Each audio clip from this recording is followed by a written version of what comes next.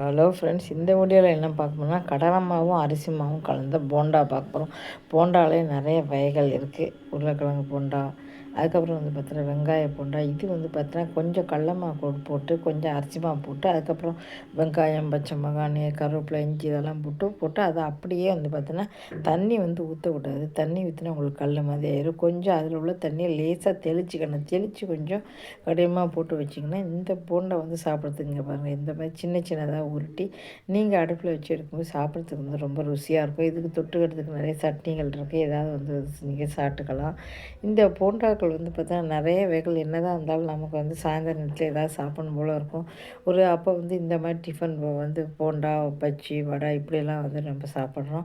அப்படி தான் பார்த்தீங்கன்னா இவ்வளோ போண்டா நான் பண்ணியிருந்தேன். சின்ன தண்ணியை நான் ஊற்ற லேசாக தெளிக்க தான் தெளித்தாலே பார்த்தீங்கன்னா கடலமா இருக்குது. இது கடலமா அரிசி மாவு பார்க்குறதுக்கு எவ்வளோ அழகாக இருக்கும். சின்ன சின்னதாக நம்ம போட்டாலே போதும். பாருங்கள், இது அவர் ரொம்ப நம்ம தண்ணி விட்டால் கல் மாதிரி ஸ்மூத்தாக இருக்கணும் அப்படின்னா இப்படி தான் பண்ணணும். சாப்பிட்றதுக்கு ரொம்ப சூப்பராக இருந்தது.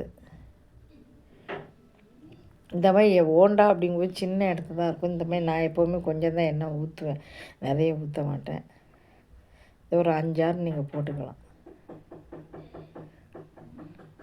அதுக்கப்புறம் நல்லா கரு முருகன் நீங்கள் எடுக்கணும். ஏன்னா உள்ளுக்குள்ளெல்லாம் உங்களுக்கு வேகணும். அப்புறம் உள்ளெல்லாம் மாவாக இருக்கும். வேகணும் அப்படின்னா ரொம்ப நேரம் நல்லா கரு எடுத்தாங்கன்னா சாப்பிட்றதுக்கு நல்லாயிருக்கும். ஆனால் ஆளு போண்டா ருசி வராது, வேறு ருசியாக வரும். ஏன்னா கடலை மாவும் அரிசி மாவும் கலந்த இதுக்கு.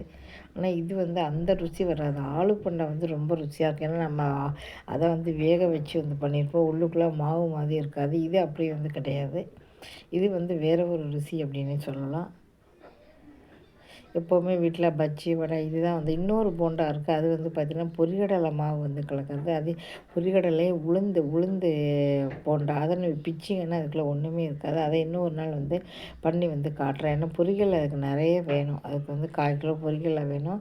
பாதி உளுந்த மாவு, பாதி பொரிகடலை. அதை நல்லா கலந்து இந்த மாதிரி வெங்காயம் இதெல்லாம் போட்டு சாப்பிட்டிங்கன்னா அது நல்லாயிருக்கும் அப்படின்னு. போண்டாலே பல வகை இருக்குது. இந்த வீடியோ பிடிச்சா மறக்காமல் சேனலை சப்ஸ்கிரைப் பண்ணுங்கள். இதுமாதிரி நிறைய சமையல் வீடியோக்கள் போடுறேன். தொடர்ந்து பார்த்தா ஆதரவு கொடுங்க. நன்றி, வணக்கம்.